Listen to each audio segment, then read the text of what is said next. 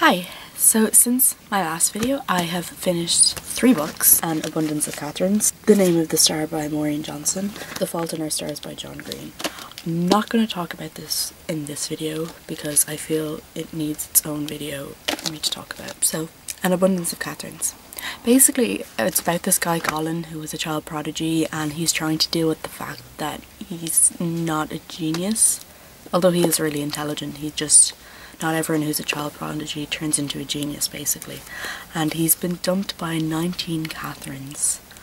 And the book kind of starts with him being dumped by the 19th one. And him and his friend Hazan decide then to go on a road trip and end up in this town called Gunshot and meet this girl Lindsay, who becomes their friend, and then they have adventures kind of, and yeah. And during the book, Colin kind of realises that every relationship can be put into a formula of who will dump and who will be the one who is dumped, basically.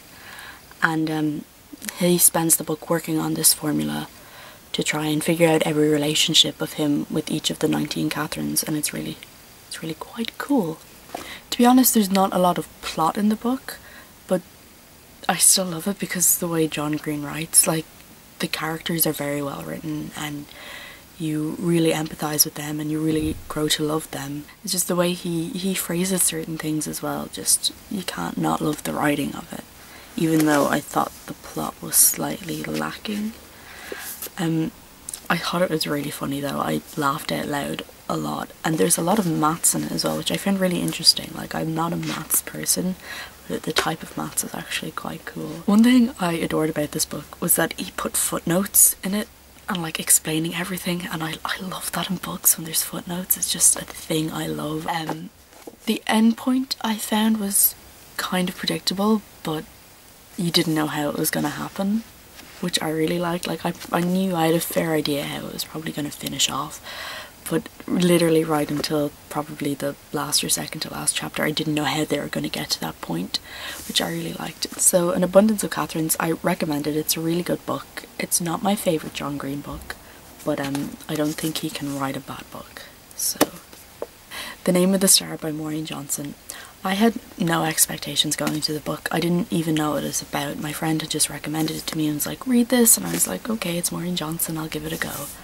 I was blown away. I thought it was so good. Basically, it's about this girl called Rory from America, and she moves over to London for a... It starts in her first day there. There's been a murder like the first Jack the Ripper murder, and she doesn't really pay any attention to it, but as like the story progresses and as she spends more time with her friends and everything there, it comes to light that Jack the Ripper is having more and more of a play with her, and it's something to do with her. There's this really creepy moment, I don't think this would be a spoiler, where she sees this guy but her friend doesn't see him. I'm pretty sure it says it in the back of the book. She sees this guy and he says hi to her and she says, oh, hello, and she's not really sure and she doesn't pay any attention to him. And then she talks about him to her friend Jazza, and Jazza says she didn't see anyone. And then it's like, oh.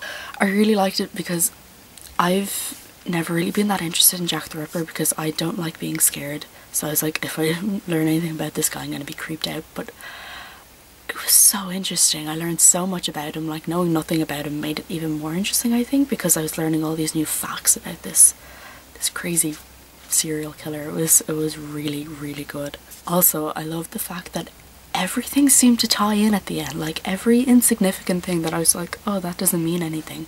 By the end of the book, you're like, oh my god, that was because of that, and that was because, oh, it was amazing. Also, bonus points Maureen Johnson for a Doctor Who reference. My heart. Basically, it was a really amazing book and I really recommend it. It's just, it is so good. I didn't want to give too much away, but it's really good, and oh, I don't think, like, it took me a little bit to get into it, but once you're in it, it's one of those stories that hooks you and you're like, I can't put it down, I need to read it. So highly recommend it. So that's all I'm going to talk about today. I'm going to reread The Fault in Our Stars and take proper notes about it, and then I'm going to upload a video maybe Saturday or Sunday and it's going to be really in-depth. There's going to be lots of spoilers because it was such an amazing book and I feel like it deserves a full review. So hopefully I'll have that up over the weekend and I will see you then.